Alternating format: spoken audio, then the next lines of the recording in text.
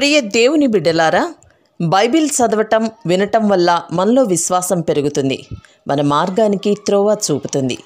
సమస్త జనులను శిష్యులనుగా చేయడి మత్తయి 28:19 వచనంలో దేవుని వాక్యం తెలియచేస్తోంది. తెలుగు బైబిల్స్ను ఆర్ఆర్కే మూర్తి గారు రీసెర్చ్ చేసి విశ్లేషణ చేసిన బైబిల్లోని ప్రతి అధ్యాయాలను వచనాలను వరుస క్రమంలో అనగా ఆదికాండం నుండి ప్రకటనా గ్రంథం వరకు ఇవ్వబడుతుంది.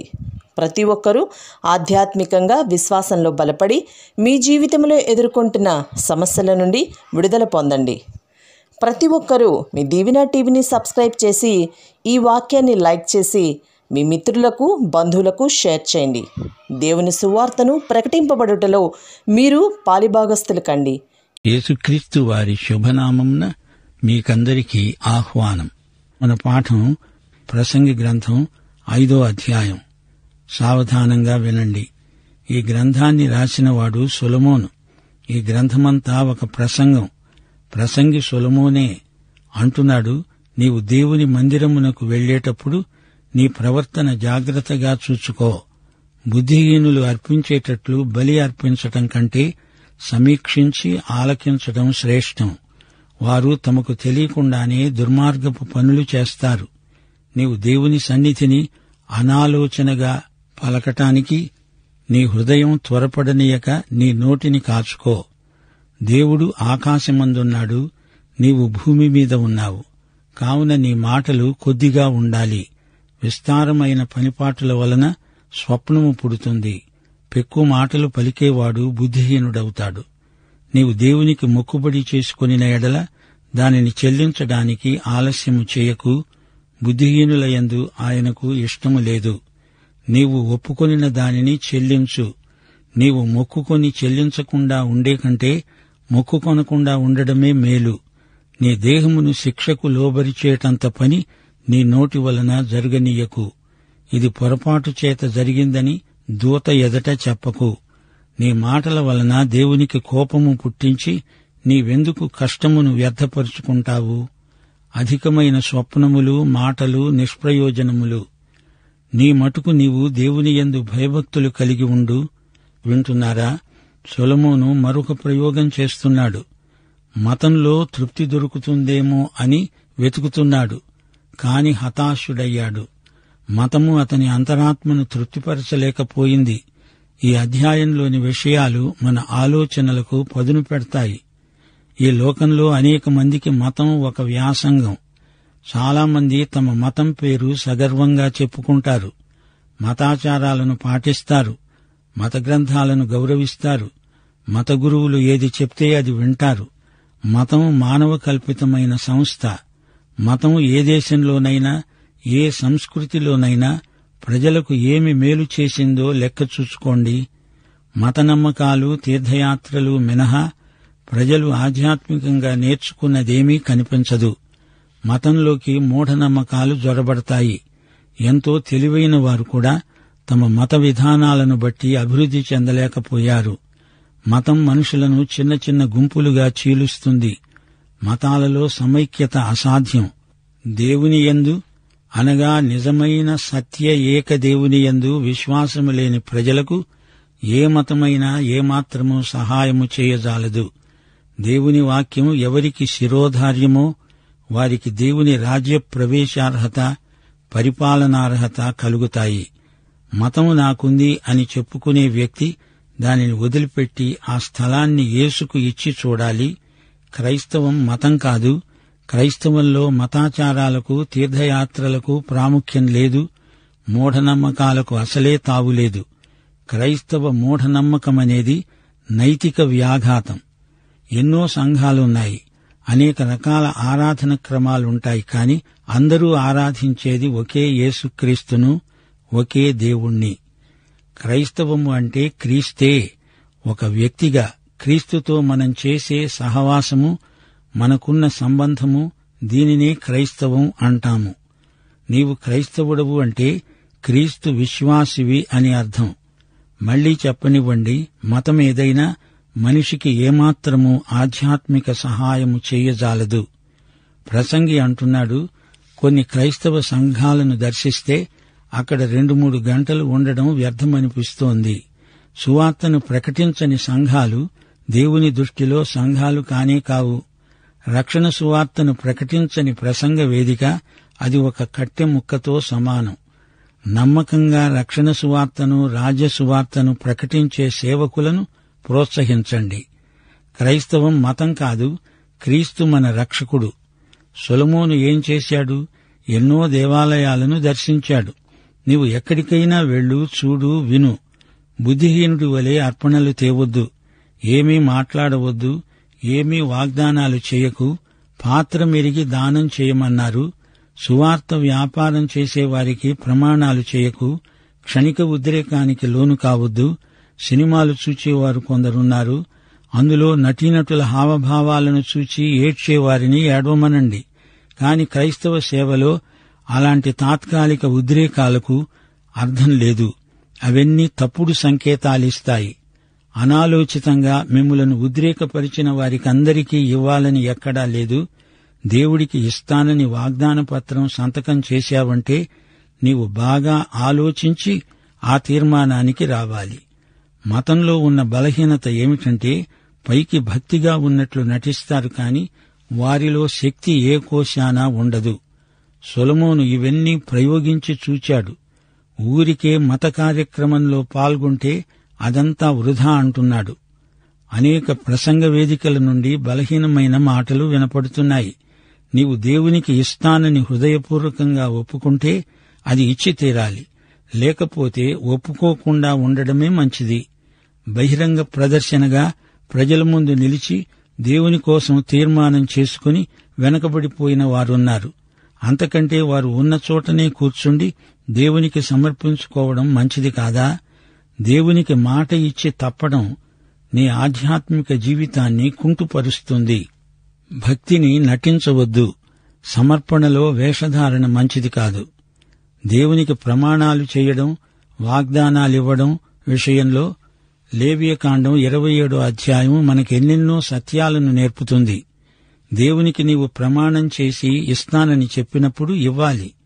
దేవుడు ఈ విషయాన్ని సునిశ్చితంగా గమనిస్తున్నాడు. నీవు ప్రమాణం చేయాల్సిన నిర్బంధం లేదు, కాని వాగ్దానం చేసినప్పుడు అది నెరవేర్చాలి. లేకపోతే నీవు నేరస్తుడివవుతావు. కొందరు దేవునికి పెద్ద పెద్ద వాగ్దానాలు చేసి దైవసేవకులై ఇప్పుడు ఆ సేవను వదిలిపెట్టి ఏవేవో ఉద్యోగాలు చేసుకుంటున్నారు. పెద్ద ప్రతిజ్ఞలు చేసి తప్పిపోయిన బోధకులు సేవను వదిలిపెట్టాల్సి వచ్చింది. దేవుడు వారిని వాడుకోలేదు. నీ వ్యవహారం దేవునితో, అందులో మత ప్రమేయమేమీ లేదు. దేవుడిని మత వ్యవస్థ కిందికి మార్చడం పాపం. ఆయన సజీవ వ్యక్తి. ఆయన నీ మాటలు వింటున్నాడు. నీవు చేసే వాగ్దానాలు నెరవేర్చలేని నీవు దేవుని సన్నిధిలో అబద్ధికుడివవుతున్నావు. దేవుడికి ఏదో ఇస్తానని ఒప్పుకొని ఆ తర్వాత పొరపాటైంది, అలా నేను చేసి ఉండవలసింది కాదు అంటావా? ఈ మాట నీవు ఎవరితో చెప్తున్నావు? సజీవుడైన దేవునితో. అనేక మందికి దేవుడు సజీవుడు అనిపించదు. అదొక మతం, ఇదొక మత కార్యక్రమం. దేవుని సన్నిధిలో అంచున నిలవబడవద్దు. దేవునితో, దేవునిలో ఉండి మరీ మాట్లాడు. 7వ వచనంలో ప్రసంగి స్వప్నములను గురించి మాట్లాడుతున్నాడు. ఇదంతా వ్యర్థం అంటున్నాడు ప్రసంగి. కలలన్నీ కల్లలు అంటున్నాడు. దేవునితో వ్యక్తిగత సంబంధం పెట్టుకున్న వారికి కలలతో పనేమిటి? నాకొక కలొచ్చింది, అందులో ఏవేవో చూచాను, కలలో ఏదో అనుభూతి పొందాను అంటుంటారు. తాము చూచిన కలల మీద విశ్వాసముంచుతున్నారు. తమ అనుభవానికి అనుగుణంగా బైబిలును మలుచుకోవాలని చూస్తున్నారు. అది పెద్ద తప్పు. బైబిలుకు అనుగుణంగా నీ అనుభవాన్ని మలుచుకోవడం మంచిది. ఆత్మలను వివేచించే వరం మనకుండాలి. 1 యోహాను 4వ అధ్యాయం 1వ వచనం, ప్రియులారా, అనేకములైన అబద్ధ ప్రవక్తలు లోకములోనికి బయలు వెళ్లి ఉన్నారు. కనుక ప్రతి ఆత్మను నమ్మక ఆయా ఆత్మలు దేవుని సంబంధమైనవో కావో పరీక్షించండి. నీ స్వంత అనుభవాలను నమ్మవద్దు. మతం అనుభవాల మీద ఆధారపడుతుంది. కాని మనం దేవుని వాక్యం మీద, యేసుక్రీస్తు మీద ఆధారపడి ఉన్నాము. మతం కేవలం ఉద్రేకాలను రెచ్చగొడుతుంది. మన భావ వికారాలను ఆధారం చేసుకొని మతం పనిచేస్తుంది. ఇంతకు అసలైన ప్రశ్న ఇదే: నీకు మతం ఉన్నదా లేక క్రీస్తు ఉన్నాడా? ప్రసంగి 4:8 ఒక రాజ్యమందు బీదలను బాధించడం, ధర్మమును న్యాయమును బలాత్కారము చేత మీరడం నీకు కనబడిన ఎడల దానికి ఆశ్చర్యపడవద్దు. అధికారము నొందిన వారి మీద మరి ఎక్కువ అధికారము నొందిన వారున్నారు, మరియు మరి ఎక్కువైన అధికారము నొందినవాడు వారికి పైగా ఉన్నాడు. ఏ దేశంలో రాజు భూమి విషయమై శ్రద్ధ పుచ్చుకుంటాడో ఆ దేశమునకు సర్వ విషయముల యందు మేలు కలుగుతుంది. వింటున్నారా? బీదలకు సహాయం చేసే సంస్థలు ఎన్నో ఉన్నాయి. అయితే బీదల సంగతి అటుంచి ఈ సంస్థల నిర్వాహకులు కొన్ని చోట్ల ధనవంతులవుతున్నారు. దేవుడు అట్టి వారికి తీర్పు తీరుస్తాడు. అందరికంటే దేవునికి ఎక్కువ అధికారముంది. ఏమి జరుగుతున్నది దేవుడు చూస్తున్నాడు. దేవుని బిడ్డ ఎక్కడ అవినీతి మోసం ఉన్నదో అక్కడ తాను ఉండకూడదు. దేవుని తీర్పు ఎవరూ తప్పించుకోలేరు. ప్రభుత్వాలకు కూడా దేవుడు ప్రభువే. ఆయనకు ఎక్కువ అధికారమున్నది. బీదల విషయమై ప్రభుత్వాలు ఏమి చేస్తున్నది ఆయనకు తెలుసు. బీదలను నిర్లక్ష్యం చేసిన రాజ్యాలు నిలవవు. కొన్ని జాతులు ఈ కారణం చేతనే అంతరించిపోయాయి. యేసు ప్రభువు వచ్చి రాజ్యం స్థాపించబోతున్నాడు. అది 1000 ఏండ్ల పరిపాలన. ఆ రాజ్యంలో బీదలకు ఎంత గొప్ప మేలు కలగబోతోందో సంఘం గుర్తించాలి. రాజ్య సువార్తను ప్రకటించాలి. న్యాయము నీతి నివసించే రాజ్యం యేసు రాజ్యం. ప్రతి ఒక్కడూ దేవునితో సరైన సంబంధం కలిగి మహదైశ్వర్యం అనుభవిస్తాడు. సొలొమోను మరో ప్రయోగం మొదలుపెట్టాడు. అతడు ఎంతో ఐశ్వర్యవంతుడు. అతని ఖజానాలో ఎంతో బంగారముంది. తనకు ఏది కావలిస్తే అది కొనేయగలడు. అయితే చివరికి ఏమైంది? అతని లౌకిక సుఖభోగ లాలసత్వం వలన జాతికి జాతే పతనమయ్యింది. ఇతర జాతులు వచ్చి ఇశ్రాయేలును అణగదొక్కాయి. ద్రవ్యమును అపేక్షించేవాడు ద్రవ్యము చేత తృప్తి నొందడు. ఇది వ్యర్థమే. ఆస్తి ఎక్కువైన ఎడల దానిని భక్షించేవారు ఎక్కువవుతారు.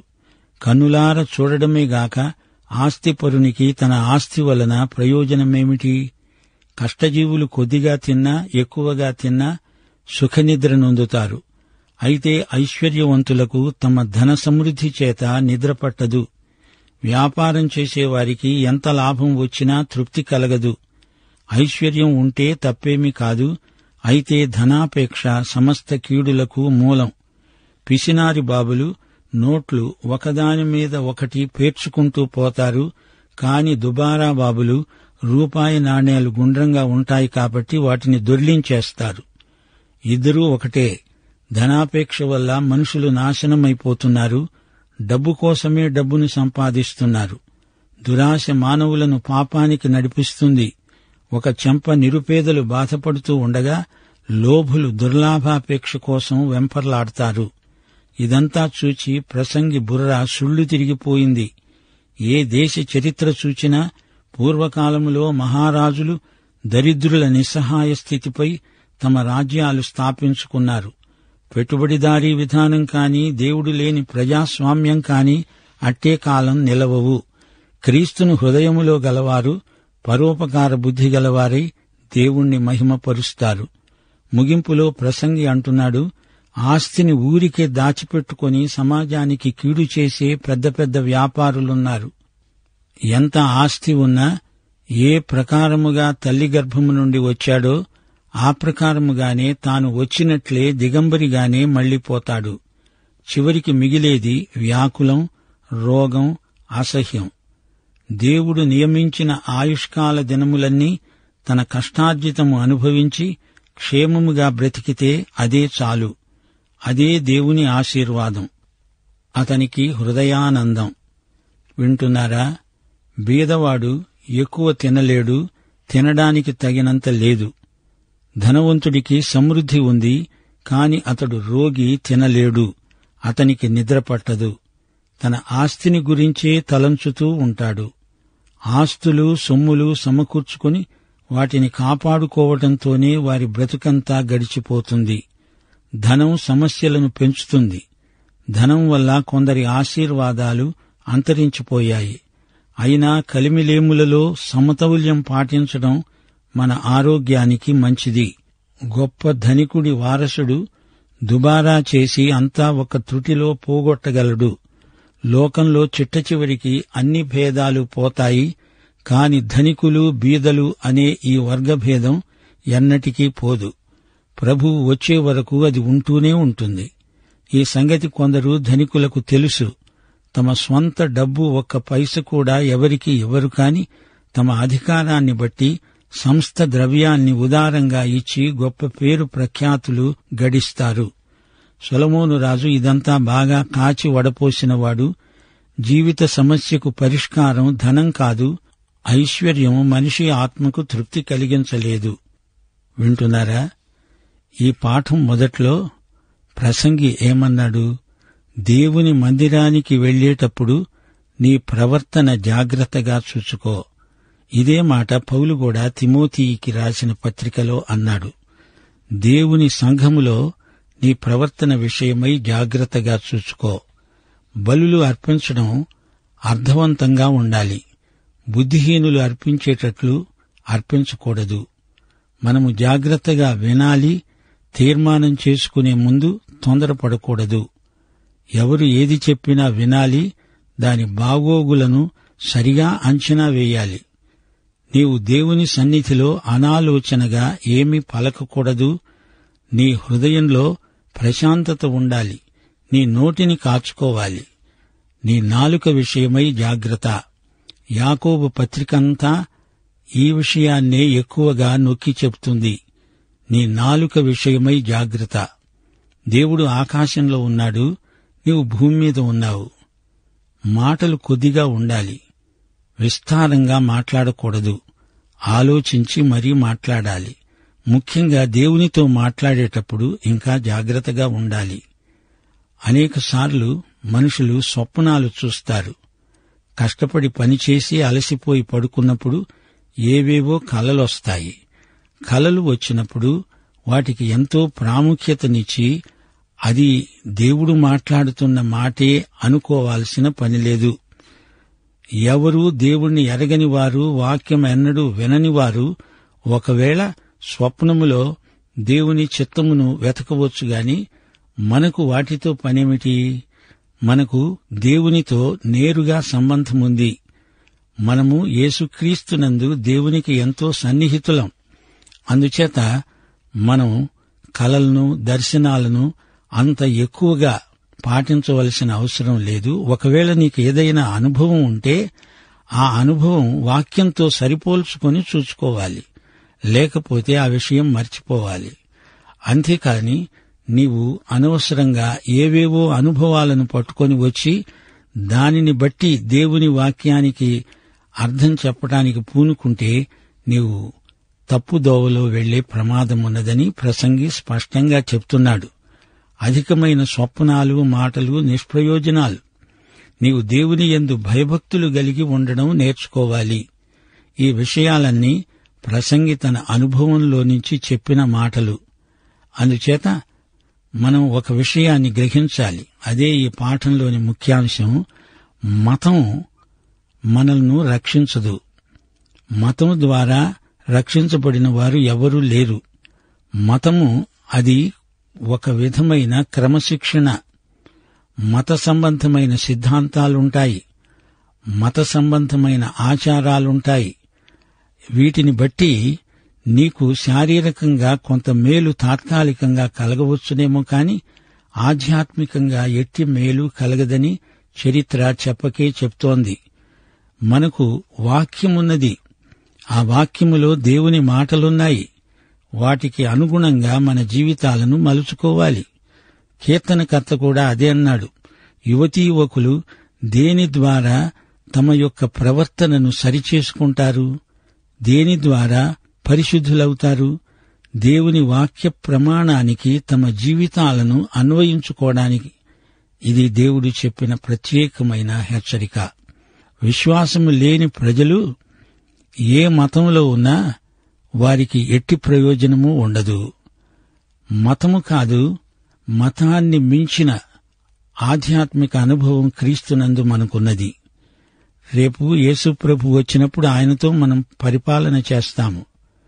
యేసుక్రీస్తు మన దేవుడు, ఆయన మన రక్షకుడు, మన యజమాని, మన కర్త, మన ఆధ్యాత్మిక భర్త.